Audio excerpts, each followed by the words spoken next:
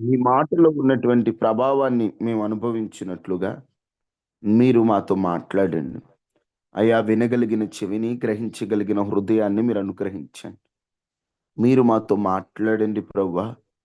సొంత జ్ఞానము, సొంత మాటలు కాక, నీ ఆత్మ ద్వారా మీరు వాటిని నియంత్రించి, నా నోటి నుండి వెడలుతున్న ప్రతి మాట నీ మాటగా మలచి, మార్చి మీరు మాట్లాడమని యేసు నామములో అడిగి వేడుకొనియున్నాము తండ్రి.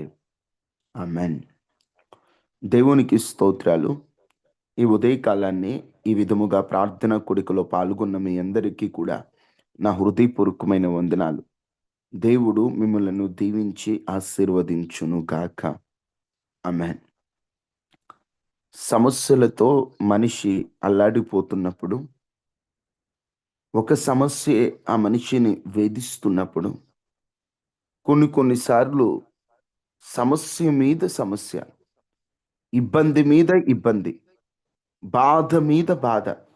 అంటే ఒక బాధ పడుతున్నావంటే, ఆ బాధ నుండి విడుదల పొందాల్సింది పోయి, మరింకో బాధొచ్చేస్తది. ఆ బాధపడుతున్నాము, దాని నుండి ఇంకా పూర్తిగా విడుదల కాలేదు అనుకుంటే, ఇంకొక బాధ. మూలిగే నక్క మీద తాటికాయ పడ్డట్టు, సమస్యల్లో సమస్య, సమస్యల్లో సమస్య. ఏం చేయాలి సమస్య మీద సమస్యొచ్చినప్పుడు? ఎలాంటి సమస్యలు ఒక మనిషిని వేధిస్తాయి? ఎలాంటి సమస్యలు ఒక మనిషికి మనశ్శాంతి లేకుండా చేస్తాయి? ఆ సమస్యల్లో నుండి ఎలా బయటపడాలి? దేవుని వాక్యములో నుండి మనం చూస్తే, రెండవ దినవృత్తాంతముల గ్రంథము 20వ అధ్యాయం 1వ వచనాన్ని ఒకసారి చదువుకుందాం. ఇది అయిన తరువాత ఇది అయిన తరువాత మోయాబీయులను, మోయాబీయులను, అమ్మోనీయులను, అమ్మోనీయులను, మోయానీయులలో కొందరును మోయోనీయులలో కొందరును దండెత్తి దండెత్తి యెహోషాపాతు మీదకి వచ్చిరి. యెహోషాపాతు మీదకి వచ్చిరి. యెహోషాపాతు యూదా రాజు. ఇజ్రాయేలీయులు, యూదులు విడిపోయిన తరువాత యూదా రాజ్యానికి ఉన్నటువంటి ఒక రాజే యెహోషాపాత్. ఈయన దేవునికి భయపడిన రాజు. ఎన్నో సంస్కరణలు, దేవుని ప్రజలకు అవసరమైన చట్టములు తీసుకొచ్చిన రాజు. ధర్మశాస్త్రాన్ని దేశమంతా బోధింపచేసిన రాజు. ఇంత మంచి కార్యాలకు పూనుకున్న ఈయన ఈయన యొక్క రాజ్యము పరిపాలించేటువంటి సందర్భములో కూడా ఈయన దేవునికి భయపడిన వాడైనా, దేశం కోసం మంచి చట్టాలు తీసుకొచ్చిన వాడైనా, ధర్మశాస్త్రాన్ని దేశమంతా బోధించిన వాడైనా, ఈయన రాజ్యంలో కూడా సమస్యలు తప్పలేదు.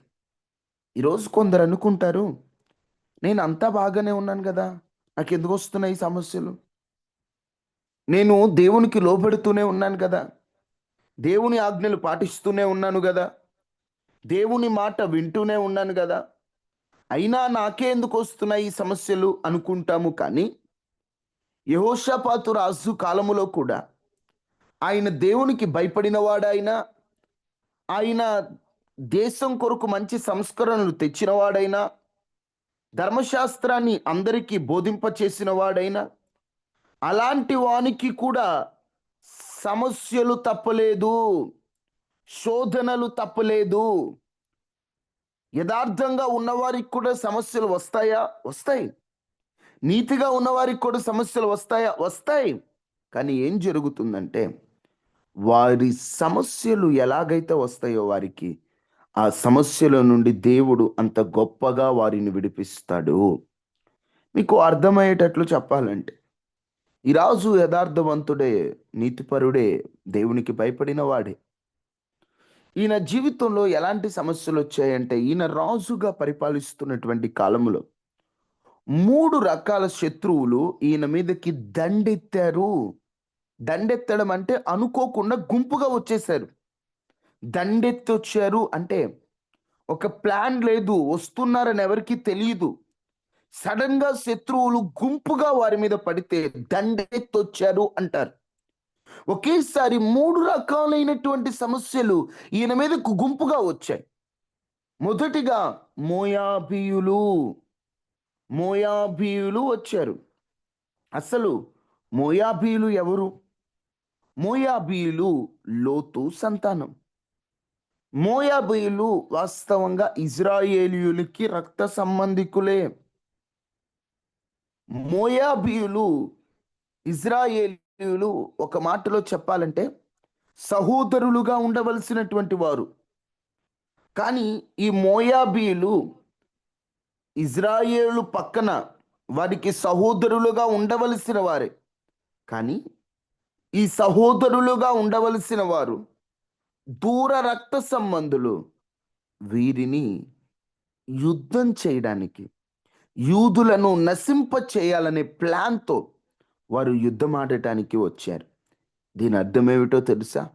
ఒక్కొక్కసారి మన జీవితంలో మోయాబీయులు ఎవరో మన రక్త సంబంధికులు, మనము ప్రేమించిన వారు, మన దగ్గరి సంబంధులు, మనము బాగా ఇష్టపడిన వారు, మనమంటే ఒకప్పుడు ఇష్టంగా ఉన్నవారు, మనమంటే ఇష్టం లేనివారు, మనకు ఇష్టం లేనివారు ఎన్నన్నా మనం పట్టించుకోం. కానీ మన అనుకున్నటువంటి వ్యక్తులు, మన స్నేహితులు, మన అనుకున్నటువంటి మన మిత్రులు, వారు సడన్గా మన మీద వ్యతిరేకంగా వారు గనక వచ్చారనుకోండి, ఆ బాధ తట్టుకోగలమా? మోయాబీయులు అంటే నీవు నమ్మిన వారే నీకు వ్యతిరేకమైనప్పుడు, నీవు బాగా ఇష్టపడిన వారే ఈరోజు నిన్ను బాధ పెడుతున్నప్పుడు, అవి నీ కుటుంబ సభ్యులైనా, నీవు ప్రాణంగా ఇష్టపడిన స్నేహితులైనా,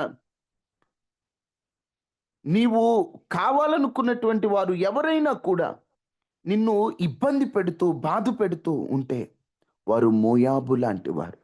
అమ్మా, ఇష్టమైన వారి ద్వారా సమస్యలు రావడం బైబిల్లో భక్తులకి క్రొత్తేం కాదు.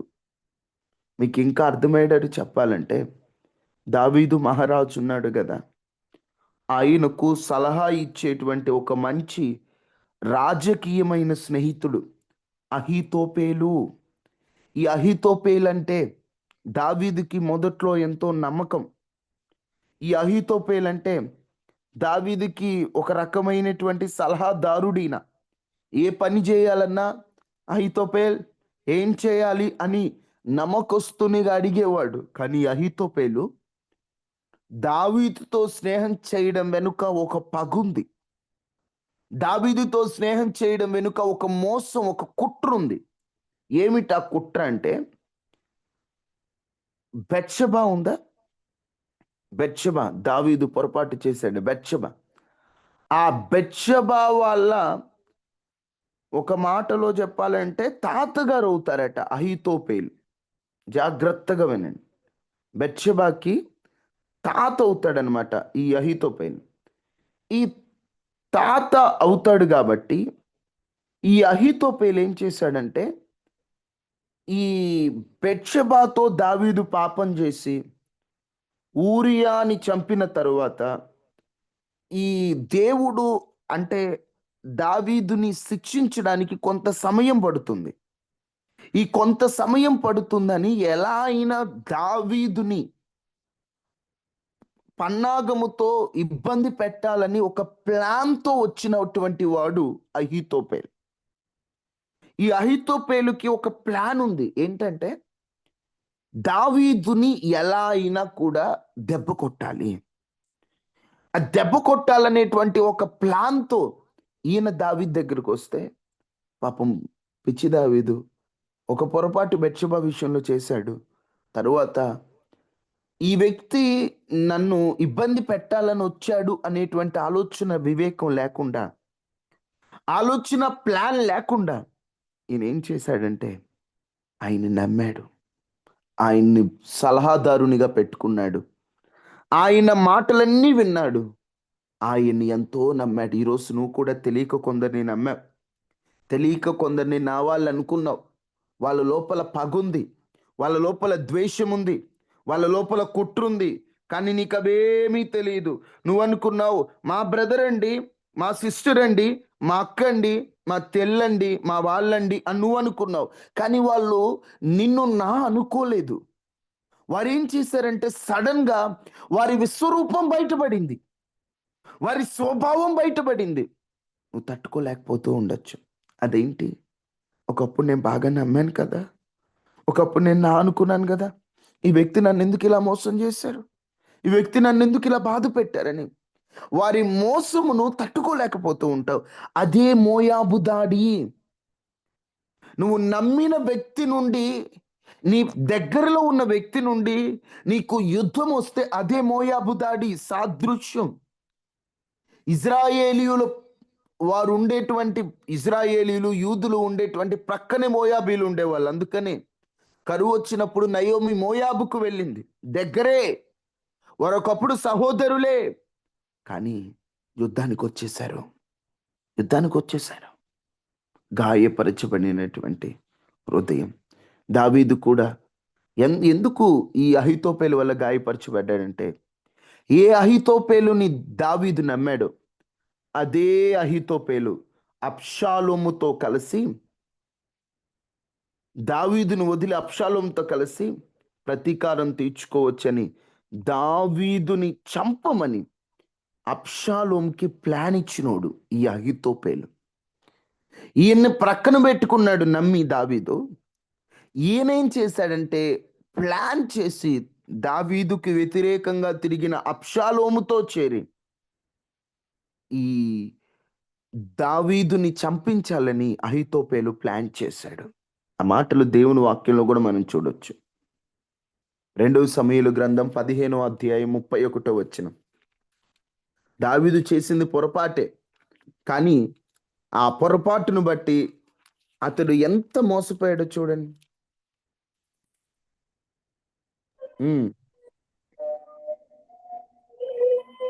అబ్షాలోము చేసిన కుట్రలో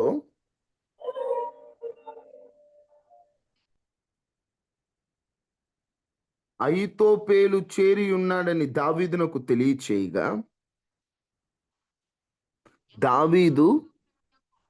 దావీదుకు తెలియజేయగా దావీదు యెహోవా అహీతోపేలు యొక్క ఆలోచన చెడగొట్టమని ప్రార్థన చేసెను. తరువాత 17:14 చూస్తే, 2 సమూయేలు 17:14. అబ్షాలోము ఇజ్రాయేలు వాళ్ళందరి మాట విని అర్కీయుడగు హుషై చెప్పిన ఆలోచన అహీతోపేలు చెప్పిన దానికంటే యుక్తమని చెప్పుకొనిరి. ఏలయనగా యెహోవా అబ్షాలోము మీదకు ఉపద్రవం రప్పింపగల గలందులకై అహీతోపేలు చెప్పిన యుక్తగల ఆలోచనను వ్యర్థము చేయు నిశ్చయించి ఉండెను. అహీతోపేలు చేసిన ప్లాన్ అంతా కూడా దేవుడు కొలాప్స్ చేసేసాడు, మొత్తం నాశనం చేసేసాడు. కారణం ఏంటంటే అహీతోపేలు దావీదు ప్రక్కనే ఉండి దావీదుకు వెన్నుపోటు పొడిచాడు. దావీదు తట్టుకోలేకపోయాడు, దావీదు వల్ల కాలేదు.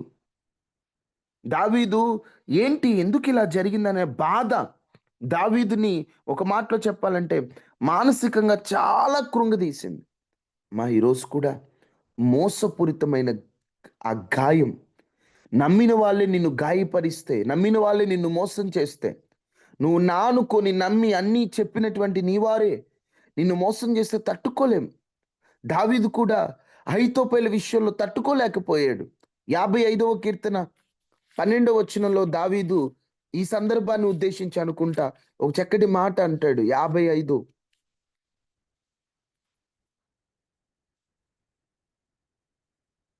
వచనం.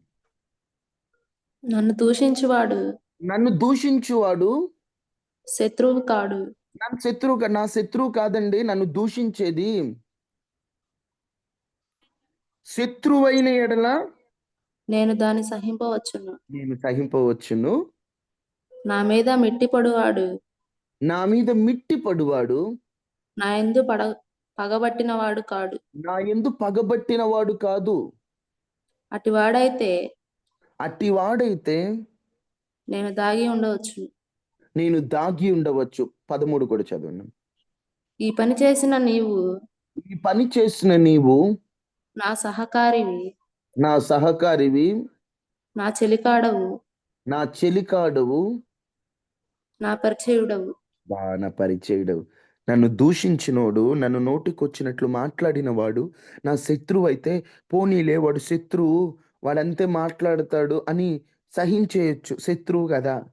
నా మీద మిట్టపడిన వాడంటే నన్ను చూసి ఏడ్చిన వాడు, పగబట్టిన వాడు, వాడు పగబట్టిన శత్రువు అయితే పోనీలే శత్రువు అనుకోవచ్చు.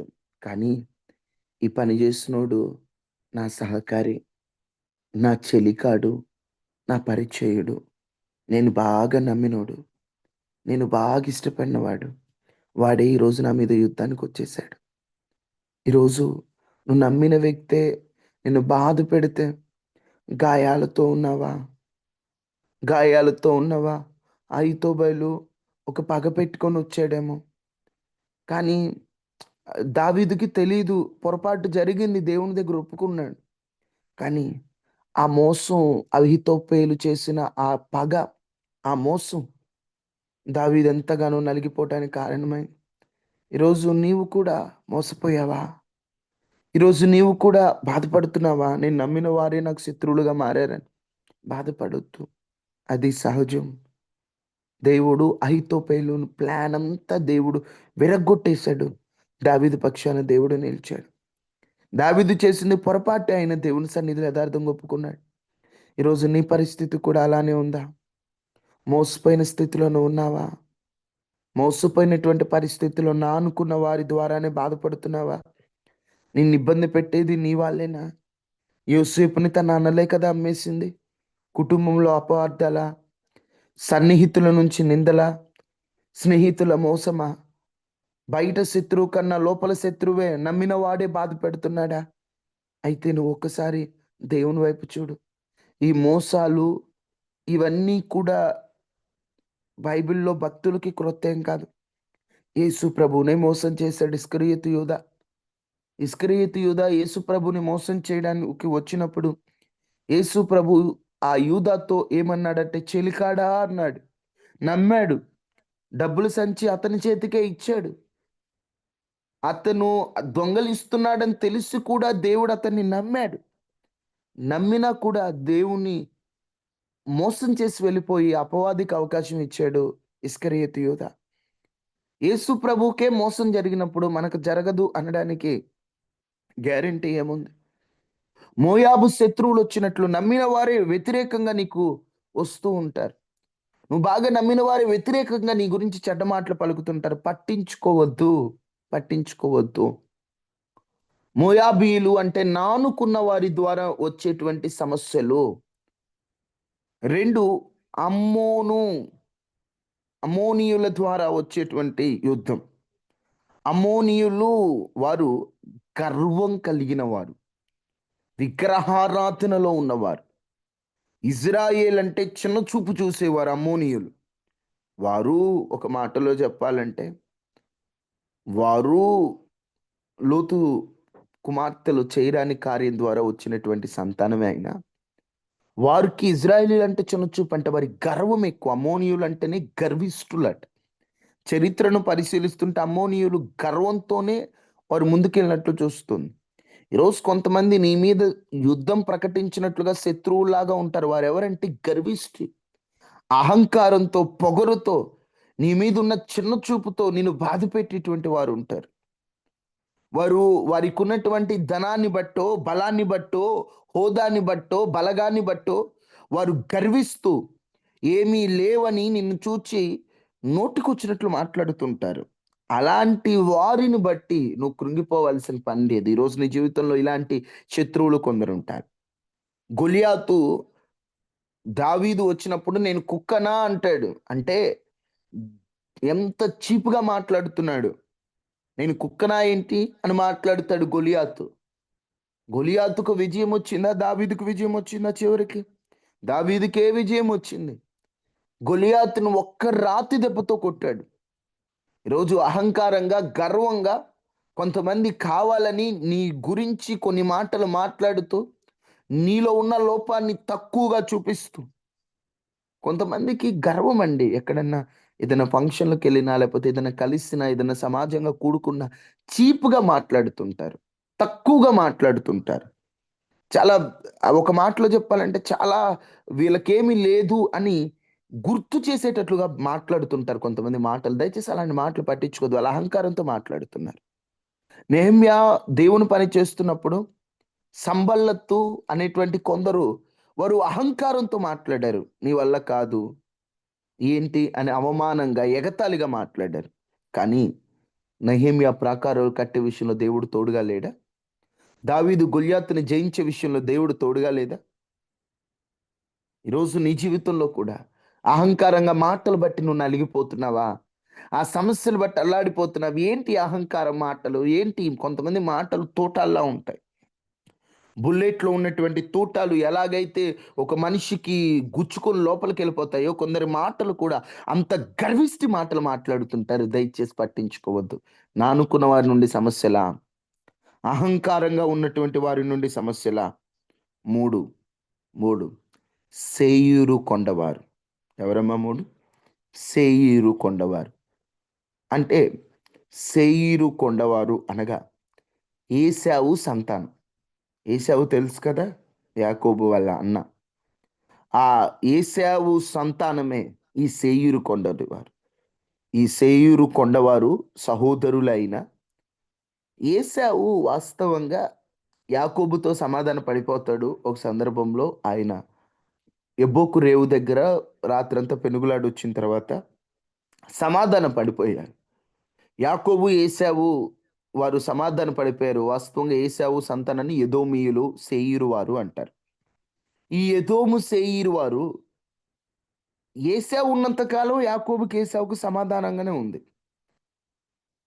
ఏశావు చనిపోయాక ఎదోమీయులు మా సహోదరుడు అంటే మా పితరుడైనటువంటి ఏశావుని యాకోబు ఇబ్బంది పెడతాడా అని పాత గతాలు, గత గాయముల వాళ్ళు మనసులో పెట్టుకొని ఇజ్రాయేలుతో యుద్ధం చేసేవంటువంటి వాళ్ళండి. మెయినోళ్ళు బానే ఉన్నారు. ఈ కిందోళ్ళు వాళ్ళు కలిసిపోయారు. అన్నదమ్ములే వాళ్ళిద్దరు. వాళ్ళు కలిసిపోయారు. వాళ్ళు చనిపోయాక వీళ్ళు ఆ పగను మనసులో పెట్టుకొని ఇజ్రాయేలీల మీద, యూదుల మీద యుద్ధం చేసేటువంటి వారు.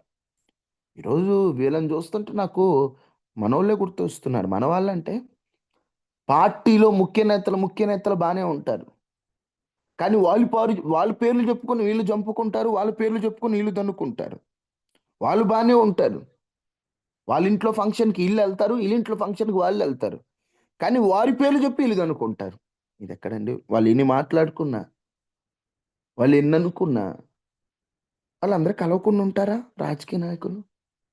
వాళ్ళ ఇంట్లో ఫంక్షన్‌కి వీళ్ళే ఎళ్ళకుండా ఉంటారా? ఈళ్ళ పుట్టినరోజులకు వాళ్ళు విష్ చేయకుండా ఉంటారా? వాళ్ళ పుట్టినరోజుకి వీళ్ళు విష్ చేయకుండా ఉంటారా? కిందున్నోళ్ళు ఈ గొడవలు కిందున్నోళ్ళే. ఇక్కడ గూడా అంతే. పాత సమస్యలు, పాత గాయాలు అన్నీ మనసులో బెట్టుకొని ఈళ్ళు యుద్ధం జేస్తున్నారంట. దానర్థం ఏమిటంటే, ఈరోజు నీవు గూడా నిన్ను మానసికంగా సమస్యల్లోకి తీసుకెళ్తుంది ఒకటి, నానుకున్నటువంటి వారు, నమ్మిన వారు, వారి మోసాలైతే 2 అహంకారంతో మాట్లాడిన మాటలను బట్టి నువ్వు లోపల బాధపడుతున్నావా? 3 గతంలో జరిగినటువంటి కొన్ని సమస్యలు, గత గాయాలు, గత భయాలు, అప్పుడిలా జరిగింది గదా! మళ్ళీ జరుగుతుందేమో, అప్పుడు అట్లయింది గదా! మళ్ళీ అవుతుందేమో అని గత కాలంలో జరిగినటువంటి గత గాయాల వల్ల మానసికంగా నలిగిపోతున్నావా? మానసికంగా అమ్మో! అప్పుడు అలా జరిగింది గదా! నాకు భయమేస్తుందండి. అమ్మో! అప్పుడు పలానప్పుడు ఇలా జరిగిందని పాత గాయాలు, పాత సమస్యలు, పాత ఇబ్బందులు నీ దేవుడు సమస్తం నూతనంగా మార్చే దేవుడు. దయచేసి వెనుకున్న వాటిని చూడొద్దు. ముందున్న వాటి వైపు చూడు. నీ గత గాయాల వైపు చూడొద్దు. యేసు వైపు చూడు. గతంలో జరిగినటువంటి పొరపాట్లు వల్ల నలిగిపోతున్నావు. అప్పుడు నేనెందుకు అలా చేశాను? అప్పుడు నేనెందుకు అలా చేశాను? అప్పుడెందుకు అలా పడిపోయాను? అప్పుడెందుకు ఇలా అయిపోయాను? అప్పుడెందుకు తొందరపడ్డాను? అప్పుడెందుకు ఆవేశపడ్డాను? అలా గతంలో ఉన్నటువంటి వాటి వైపు చూడొద్దు. ముందు వైపు చూడు. ఎందుకంటే నీ గత పాపాల్ని దేవుడు తన రక్తముతో కడిగివేసి ఒక నూతన జీవితాన్ని, ఒక నూతన భవిష్యత్తుని దేవుడు నీకివ్వాలనుకుంటున్నాడు. పాత భయం, పాత గాయాలు ఇవన్నీ విడిచిపెట్టు. ఇలాంటి మానసికమైనటువంటి పరిస్థితులలో ఇవి చెప్పడానికి బానే ఉంటాయి కానమ్మా, నమ్మిన వారి ద్వారా వచ్చేటువంటి మోసాలైనా, అహంకారంతో వారు మాట్లాడే మాటలైనా, గత గాయాల వల్లైనా మనం నిలబడాలనుకున్నంత ధైర్యంగా నిలబడలేం. మనం నిలబడాలనుకున్నంత శక్తిగా నిలబడలేం. ఎందుకంటే నిలబడాలనుకున్న మానసికంగా ఒక మెంటల్లీగా మనల్ని కృంగదీస్తుంటాయి. మానసికంగా మనం ఎంతో కృంగిపోతా ఉంటాం. ఈ 3 రకాలైనటువంటి సమస్యలు మనకు ఎదురైనప్పుడు, ఈరోజు నీ జీవితంలో కూడా నేను 3 చెప్పాను. ఎన్నో రకాలైనటువంటి సమస్యలు ఒకేసారి నీ మీద ఎదురైనప్పుడు, నువ్వు ఏం చేయాలి అంటే యెహోషాపాతు చేసిన ఒకే పని. 2వ దినవృత్తాంతములు 20:12. 2వ దినవృత్తాంతములు 20:12. యెహోవా నా దేవా, హ్మ్, తీర్పు తీర్చువ. మా మీదకి వచ్చు ఈ గొప్ప సైన్యముతో యుద్ధము చేయుటకు మాకు శక్తి చాలదు.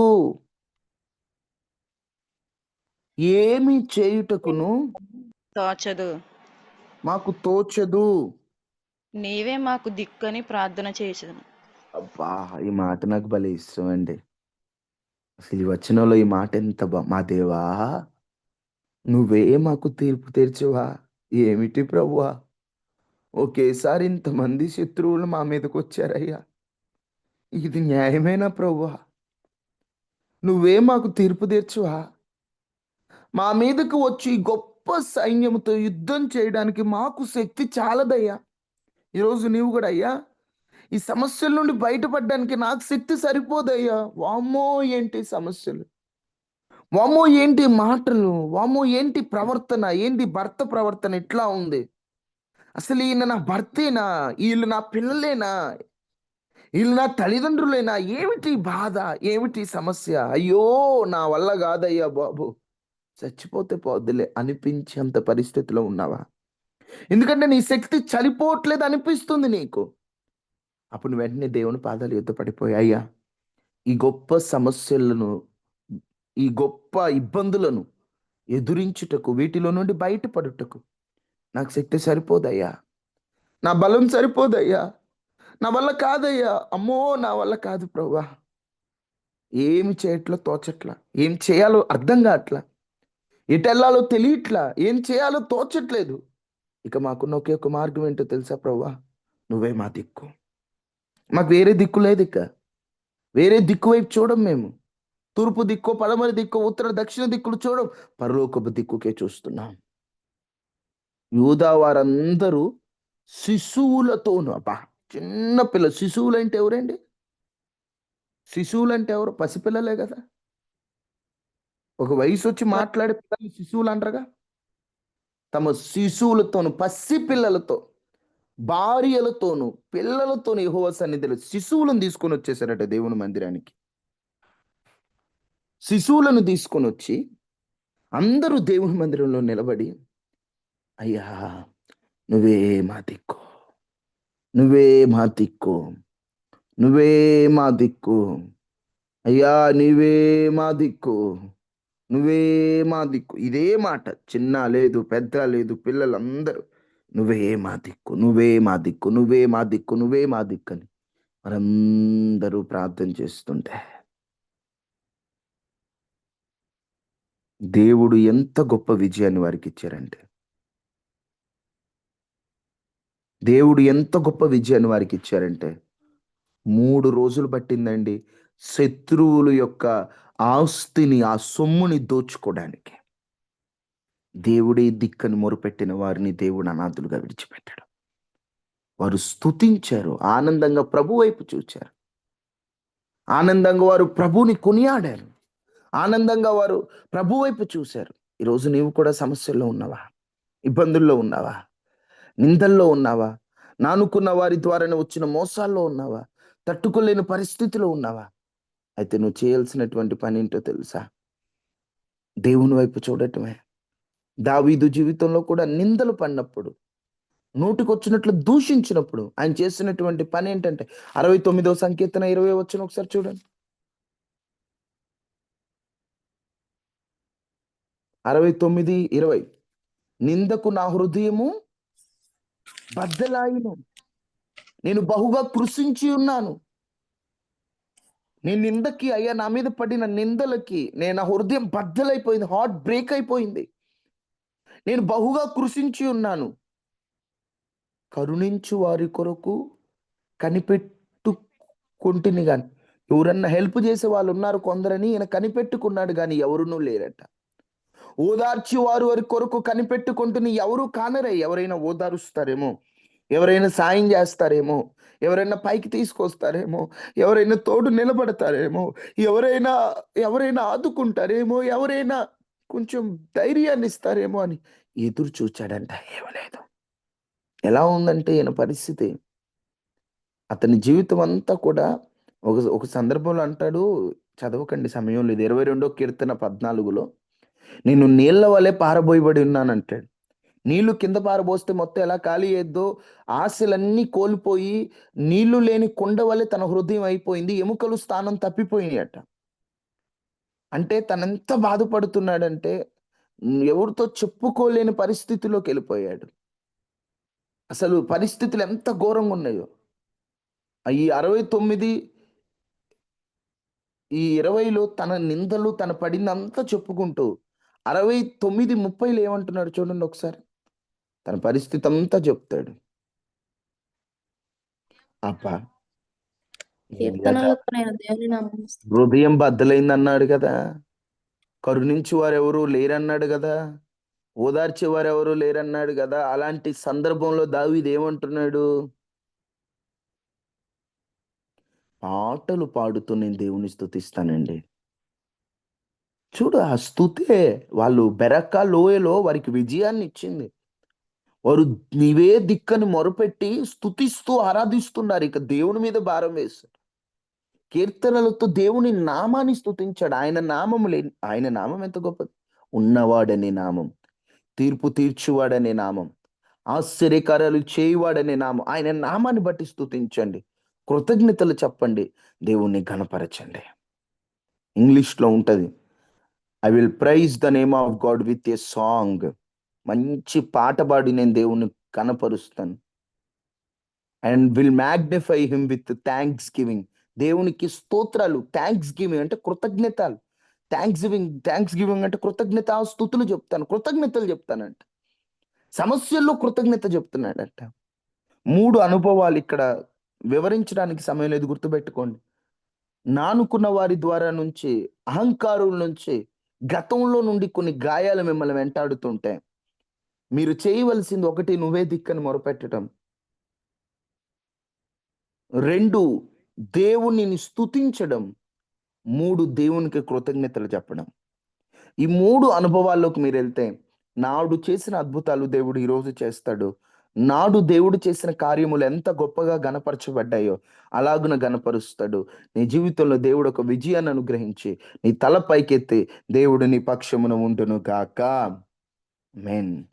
దేవుడి వాక్యాన్ని మనం వినికిడిలో ఫలింపచేయును గాక. ఆమేన్. ఆమేన్. అందరూ ప్రార్థన చేసుకుందాం. నాయనా, నిజమే తండ్రి,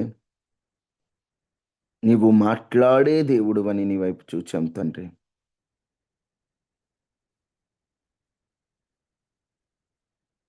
నీవు ఆశ్చర్యకరుడువైన దేవుడు అని వైపు చూచాం యేసయ్యా. ఎంతైనా నమ్మదగిన దేవుడు, నిజమే. మోసం జరిగినా, ఏం జరిగినా నీవు మాతో ఉంటావయ్యా, నీవు మా పక్షమున ఉంటావని మాతో మాట్లాడావు. ఈరోజు మేము కూడా అడుగుతున్నాం, నువ్వే మా దిక్కు. మా బలం సరిపోదు, మా శక్తి సరిపోదు, మా యోగ్యత సరిపోదు. నువ్వే మా దిక్కు, నువ్వే మా దిక్కు, నువ్వే మా దిక్కు, నీవే మా దిక్కు, నీవే మా దిక్కు, నీవే మా దిక్కు, నీవే మా దిక్కు. మా దిక్కు నువ్వే, మా దిక్కు నువ్వే, మా దిక్కు నువ్వే.